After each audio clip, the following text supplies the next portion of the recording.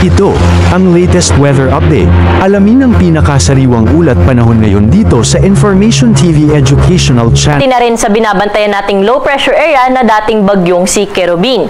Huli natin ito namataan sa layong 125 km silangan, Hilagang Silangan na Surigao City, Surigao del Norte, at ang nasabing low pressure area ay may medium chance na magre-develop into a tropical depression. Pero kahit LPA po ito, inaasahan natin na magdudulot pa rin ito ng maulan na panahon, mga light to moderate with at times heavy na mga pag-ulan sa buong bahagi ng Visayas at Mindanao. Kaya sa ating mga kababayan po dyan, lalo na yung nakatira sa mga low-lying areas at sa bulubunduking lugar, ay pinag-iingat po natin sa posibilidad ng mga pagbaha at mga pagguho ng lupa. Shearline naman po yung salubungan na malamig at mainit na hangin, yung magdudulot din po ng mga kalat-kalat na mga pag-ulan sa may bahagi po ng Bicol region. Kaya ingat din po sa ating mga kababayan dyan dahil posible rin po dyan yung malalakas na bugso ng mga pag-ulan. Dahil naman sa amihan, makulimlim na panahon na inaasahan natin na may kasama may hinang mga pag-ulan sa bahagi ng Cordillera Adjacent Region, pati na rin sa Cagayan Valley. Sa may Quezon din po, maulap ang kalangitan, pati na rin sa Oriental Mindoro at sa Marinduque. Dito sa atin sa Metro Manila, pati na rin sa ibang bahagi pa ng Luzon, bagyang maulap hanggang sa maulap ang kalangitan na ating naasahan na kung saan posible po yung may hinang mga pag-ulan o mga pag-ambon ngayong hapon, pati na rin po mamayang gabi at sa madaling araw. Para sa magiging lagay po ng ating panahon bukas, ang bahagi po ng Bicol Region ay patuloy na mga karanas ng maulap na kalangitan na may kalat-kalat na mga pag-ulan, mga pagkidlat at pagkulog, dala pa rin ito ng shearline. At maulap na kalangitan pa rin ang inaasahan natin na may kasama may hinang mga pag-ulan sa bahagi ng Cagayan Valley, Aurora, Quezon, pati na rin po sa bahagi ng Cordillera Administrative Region. Dito sa atin sa Metro Manila, pati na rin sa ibang bahagi pa ng Luzon, mananatili yung ating naranasan na bahagyang maulap hanggang sa maulap na kalangitan sa umaga hanggang tanghali, pero sa madaling araw po ay posible pa rin yung may hinang mga pag-ulan. Temperatura po natin dito sa Metro Manila bukas ay mula 23 to 30 degrees Celsius, Tagaytay 21 to 28 degrees at sa Baguio City naman 14 hanggang 23 degrees Celsius. Sa Lawag, maglalaro sa 22 hanggang 30 degrees Celsius yung agad ng temperatura at sa Tuguegarao po nasa around 21 to 28 degrees lamang yung inaasahan natin na magiging temperatura. At sa bahagi naman po ng Legazpi City, dahil maulan po dyan bukas, aabot lamang sa 29 degrees yung maximum temperature. Sa may Palawan naman po, pati na rin po dito sa may Puerto Princesa o sa Calayan Islands ay maglalaro lamang sa 24 to 32 degrees yung agwat ng temperatura. Dumako na po tayo sa mga kababayan natin dito sa Visayas at Mindanao. Dahil pa rin sa epekto ng low pressure area, inaasahan natin bukas na magiging maulap pa rin po ang kanilang kalangitan at may mga kalat-kalat pa rin na mga pag-ulan, mga pagkidlat at pagkulog. Kaya ingat-ingat pa rin po sa ating mga kababayan dyan at posible pa nga rin po magdulot ng mga pagbaha at mga pagguho ng lupa yung inaasahan natin na mga pag-ulan. Temperatura natin bukas sa Tacloban ay mula 24 to 29 degrees Celsius. Sa bahagi naman ng Metro Cebu at sa Iloilo ay 24 to 30 degrees Celsius. Ganon din yung agad na temperatura na inaasahan natin sa bahagi ng Cagayan de Oro at sa Metro Davao. Pero sa bahagi po ng Zamboanga City ay 23 to 32 degrees Celsius. Kaugnay nga po ng low pressure area, pati na rin po yung shear line, ay minilabas o pinalabas po tayo o inisyo tayo na weather advisory. So inaasahan po natin ang heavy to intense na mga pag-ulan ngayong hapon hanggang bukas ng hapon po sa buong bahagi po ng Eastern Visayas, pati na rin sa Dinagat Islands at sa Surigao del Norte.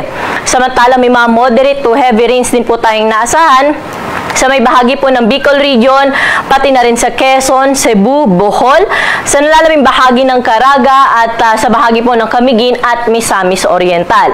At pagdating po ng Biyernes ng hapon hanggang Sabado ng hapon, may mga heavy to intense o madadagdagan pa yung mga areas na posibleng makaranas ng heavy to intense na mga pag-ulan. So Eastern Visayas, pati na rin po itong Albay, Catanduanes at Sorsogon, pati na rin ang Dinagat Islands ay posible pa rin po makaranas ng mga heavy to intense na mga pag-ulan pagdating nga po ng Biyernes hanggang Sabado ng hapon. Samantala may mga moderate to heavy rains pa rin po inaasahan sa rest of Bicol Region, sa may Quezon, pati na rin po sa may Marinduque, Romblon, Aklan at Capiz. Buong Negros Island Region, moderate to heavy rains din inaasahan natin bukas, pati na rin sa Cebu at sa bahagi po ng Bohol. Sa nalalabing bahagi din po ng Caraga ay inaasahan din natin ang moderate to heavy rains po pati na rin sa Camiguin, Misamis Oriental at Misamis Occidental. At pagdating nga po ng Sabado na hapon, kahit dito po sa may bahagi ng Palawan ay heavy to intense na mga pag-ulan na po yung ating inaasahan. Kaya doble ingat po sa ating mga kababayan at ating paghandaan po itong mga paparating na mga pag-ulan. At pagdating po ng Saturday ng hapon hanggang Sunday po ito ng hapon, medyo mababawasan po yung mga pag-ulan sa ilang bahagi ng Visayas. Pero kung makikita po natin, yung inaasahan natin na heavy to intense na mga pag-ulan ay medyo aangat po o medyo tataas, no? In-expect natin sa may Quezon, pati na rin po sa bahagi ng Camarines Norte, Camarines Sur, Marinduque at Oriental Mindoro ay makakaranas po sila ng heavy to intense na mga pag-ulan, pati na rin po itong bahagi ng Palawan. At moderate to heavy rains, yung inaasahan din po natin sa bahagi ng Laguna, Batangas, Occidental Mindoro, pati na rin po dito sa bahagi ng Panay Islands, sa Romblon, at sa ibang bahagi pa ng Bicol Region, particular na ang Masbate, Masbate, Sorsogon, Albay at Catanduanes. Sa may summer provinces, pati na rin po dito sa may summer provinces, inaasahan pa rin po natin na makakaranas pa rin po sila ng moderate to heavy na mga pag-ulan.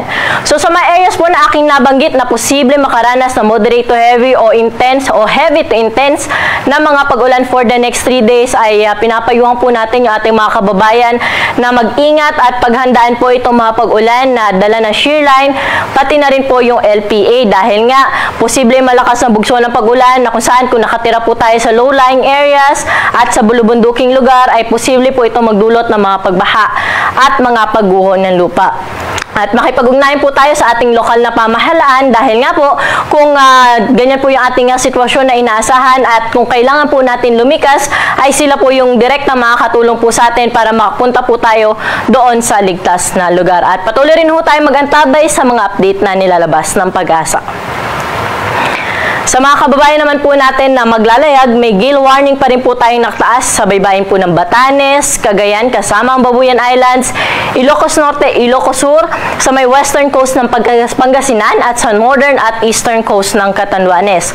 Kapag may gale warning po tayo, hindi natin hinahayaang pumalaot yung ating mga kababayan mga isda, pati na rin yung may maliit na sasakyang pandagat dahil sa inaasahan nating malalaki at matataas na mga pag-alon, posible pong umabot sa 5 metro ang wave height. Para po sa ating 3-day weather outlook sa mga pangunahing syudad sa ating bansa, partikular na dito sa Metro Manila, na kung saan pagdating po ng Sabado ay mataas yung tsansa na magiging maulap lamang po yung ating kalangitan at mayroon po itong kasamang mga pag-ulan dala ng amihan. At pagdating naman po ng Linggo hanggang Lunes ay babalik po tayo sa bahagyang maulap hanggang sa maulap na kalangitan na kung saan kung may mga pag-ulan man ay may hina lamang madalas po sa madaling araw. Sa may Baguio City din po for the next 3 days ay generally fair weather condition na ating inaasahan at mga isolated light rains lamang po yung in-expect natin yan for the next 3 days dala ng amihan. Pero sa Legazpi City, over the weekend hanggang Lunes, maulan na panahon yung inaasahan natin, dala ng shear line. Kaya po, mag-antabay po tayo sa update ng Pag-asa, pati na rin po doon sa mga thunderstorm, heavy rainfall advisories or rainfall advisories na nilalabas po na ating mga field stations or yung Pag-asa Regional Services Divisions. Sa bahagi naman po ng Metro Cebu, Iloilo at sa Tacloban City, over the weekend dahil sa LPA ay naasahan natin na magiging maulap yung kanilang kalangitan at may kalat-kalat po na mga pag-ulan. Kaya doble ingat po sa ating mga kababayan dyan. Ngunit pagdating po ng Lunes, inaasahan natin ang unti-unting pagganda ng panahon o pag-aliwalas ng panahon sa mga nabanggit na lugar o sa buong bahagi po ng Kabisayaan. Ganyan din po sa bahagi ng Metro Davao, Cagayan de Oro at Zamboanga City na kung saan hanggang sa weekend po magpapaulan itong LPA sa bahagi po na yan. Kaya po doble ingat sa ating mga kababayan at magantabay po palagi sa mga update ng Pag-asa. Kaukol po dito sa binabantayan nating low pressure area. At pagdating din po ng Lunes, ina-expect natin ang unti-unting pag-aliwalas ng panahon. At ang araw po natin dito sa Kamaynilan ay lulubog sa 5:31 ng gabi at muli po itong sisikat bukas ng 6:15 ng umaga.